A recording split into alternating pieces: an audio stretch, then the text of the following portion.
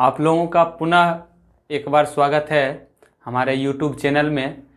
मैं राहुल कुमार आप लोगों को एक बायोलॉजी के बेहतरीन टॉपिक को बताना जा रहा हूँ।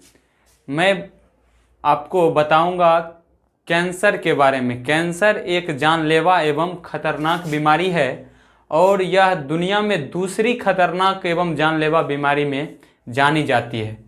कैंसर आप लोग देख पा रहे हैं, मैंने यहाँ टॉपिक लगाया है कैंसर के बारे में। कैंसर कह सकते हैं कि लाइलाज बीमारी है।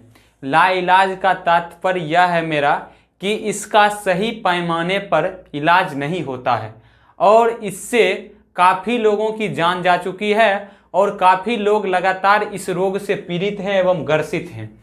तो अब आप लोग जानिए कि कैंसर कहते किसको हैं। कैंसर कहते हैं कि शरीर में पाए जाने वाले कोशिकाओं का नियंत्रण एवं विभेदन अगर सही तरीके से हो तो आप ठीक हैं। अगर आपके शरीर के कोशिकाओं का विभेदन अनियमित तरीके एवं अनियंत्रित तरीके से होने लगे तो आप जानिए कि हमें कैंसर का बीमारी एवं रोग हुआ है।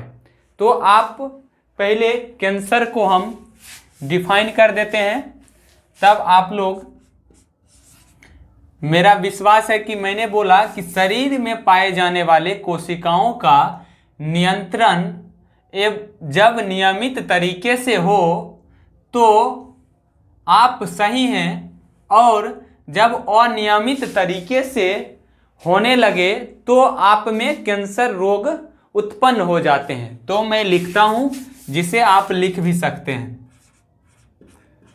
शरीर में पाए जाने वाले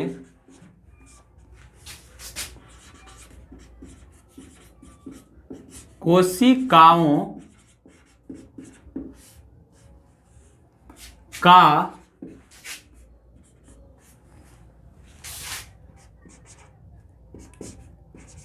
नियंत्रण जब नियमित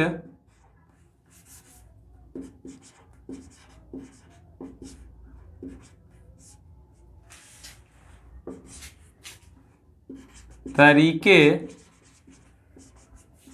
लेकिन जब कोशिकाओं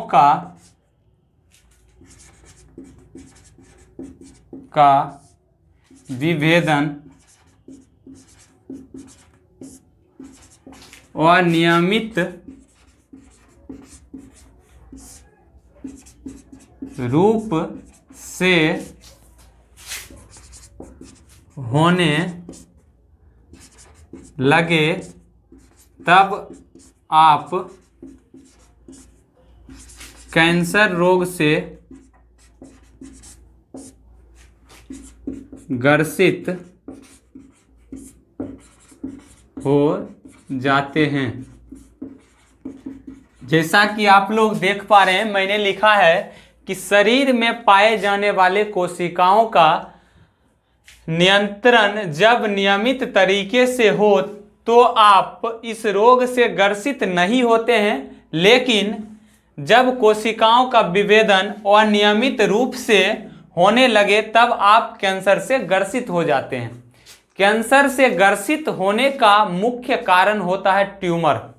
ट्यूमर को आप एक पत्थर नुमा आकृति में भी ले सकते हैं, जिसको मस्सा या गांठ कहा जाता है।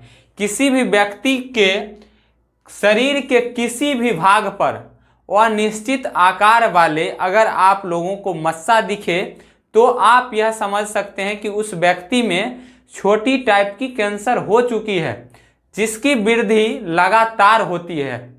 लगातार वृद्धि से कैंसर अपना गंभीर रूप ले लेता है। अब आप चलिए कि ट्यूमर क्या होता है। ट्यूमर आपको बताता हूं। कैंसर के लिए सबसे प्रमुख कारक ट्यूमर होता है।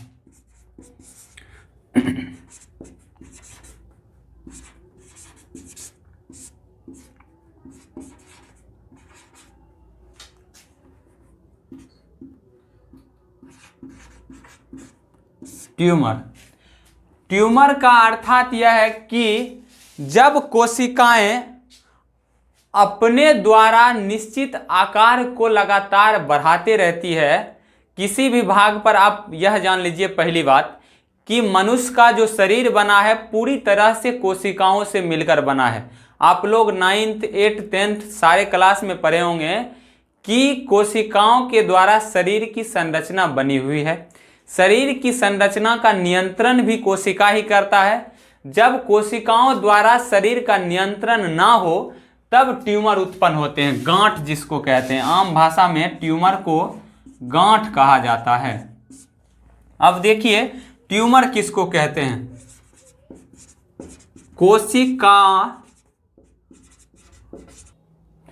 कोशिकाओं द्वारा निर्मित गांठ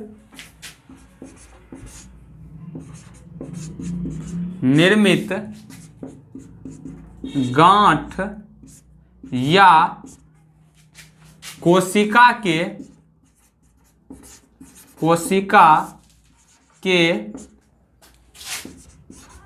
समूह को ट्यूमर कहते हैं।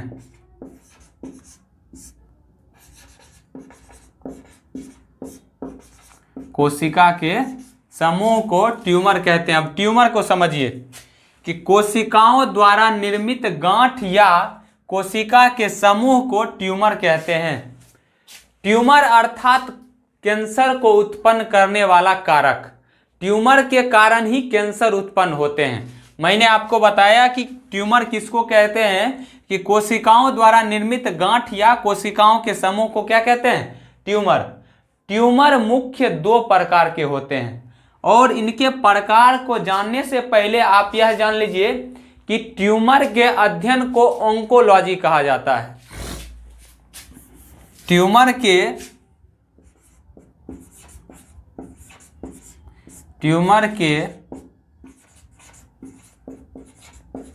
अध्ययन को ऑन्कोलॉजी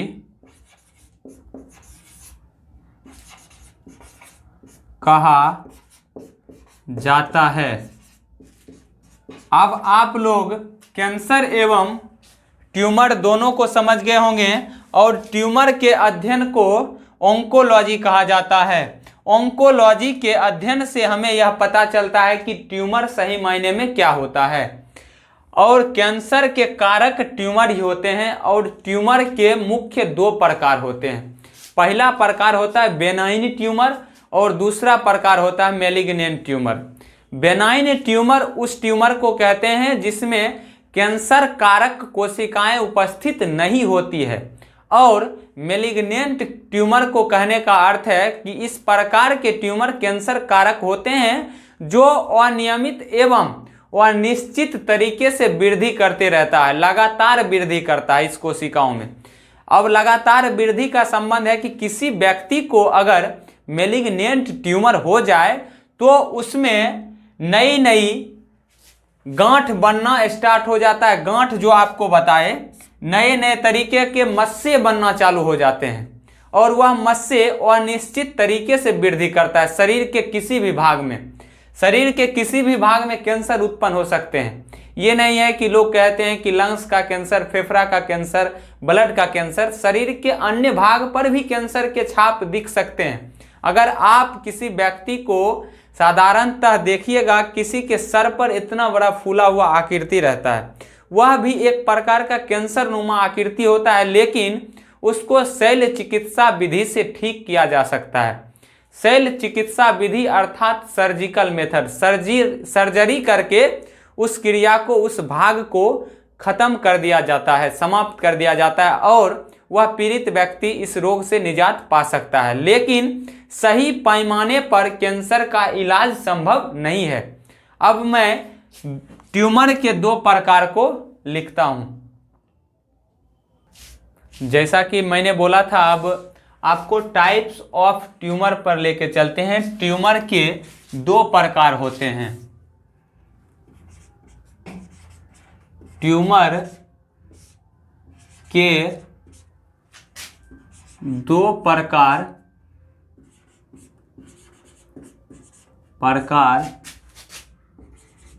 होते हैं। पहला प्रकार होता है जिसे हम बेनाइन ट्यूमर कहते हैं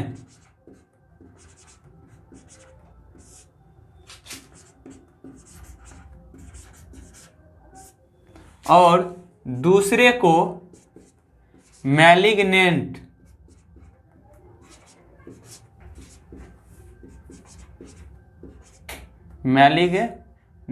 ट्यूमर कहते हैं। अब बेनाइन ट्यूमर क्या होता है आप लोग देखिए।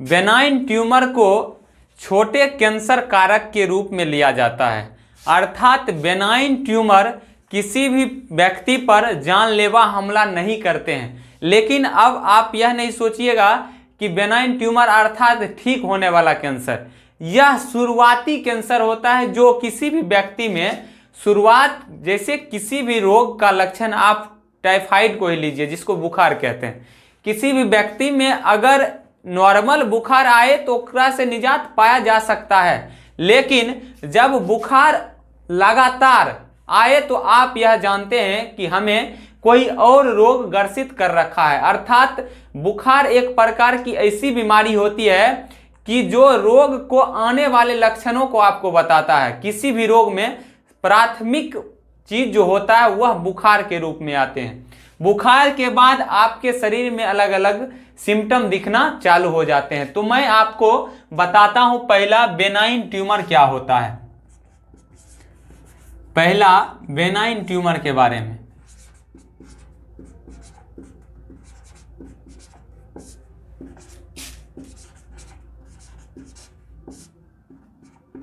बेनाइन ट्यूमर समझ लीजिए एक बार, तब मैं लिखता हूं। बेनाइन ट्यूमर होते हैं इस प्रकार के ट्यूमर कैंसर कारक नहीं होते हैं एवं इसकी गति धीमी होती है, अर्थात कि किसी भी व्यक्ति में फैलने का जो इसका गति रहता है वह धीमी रहती है और इसकी आकार एवं आकृति एक निश्चित स्थान तक ही रहती है। जिस भाग पर आपको इस प्रकार का ट्यूमर हुआ वो वहीं तक दिखेगा, ना कि आपके शरीर के सारे भाग में, शरीर वाले अंदरूनी भाग में नहीं जा पाते हैं।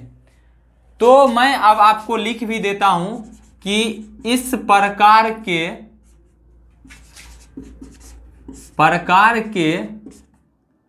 ट्यूमर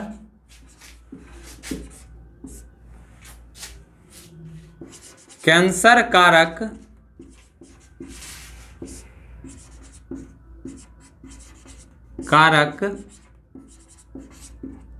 नहीं होते हैं और इसकी गति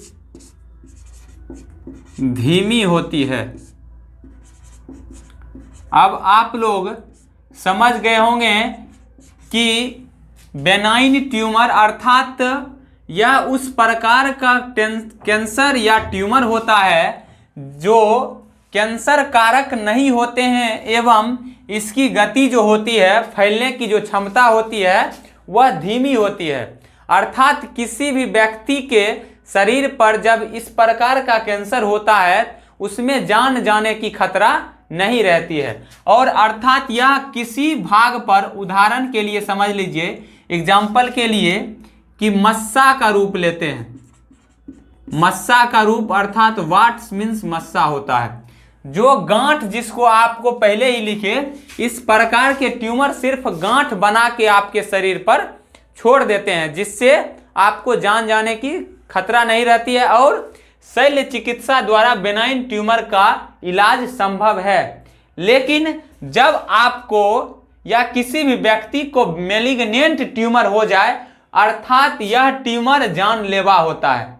अगर किसी भी स्वस्थ व्यक्ति में इस प्रकार के ट्यूमर, मैलिग्नेंट प्रकार के ट्यूमर हो जाए, तो वह लाइलाज हो जाएगा, जिसका इलाज संभव ही नहीं है। तो मैं आपको मैलिग्नेंट ट्यूमर पर लेके चलता हूं।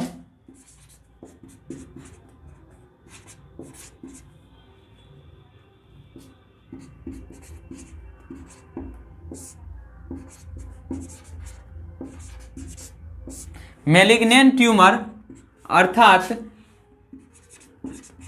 इस प्रकार के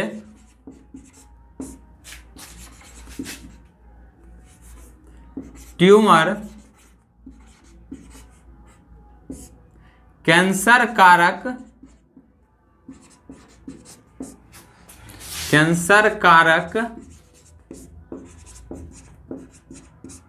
होते हैं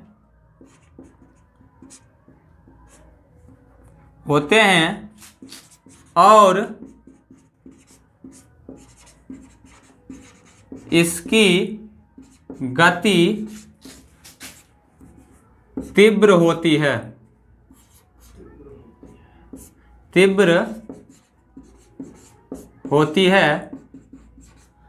और इसमें पीड़ित व्यक्ति अर्थात ग्रसित मनुष्य का जान जाने का खतरा रहता है और यह कार्य इसमें एक द्वितीयक ट्यूमर करता है, जिसको मेटास्टेटिस कहते हैं, जो कोशिकाओं का अनियंत्रित तरीके से कोशिकाओं पर हमला कर देती है, जिसे हम आप लोग अब एक आम भाषा में समझिए कि मैलिग्नेंट ट्यूमर में कोशिकाओं पर अनियंत्रित तरीके से हमला करने वाला ट्यूमर मैलिग्नेंट ट्यूमर होता है, जिसके लिए कारगर होता है मेटास्टेटिस।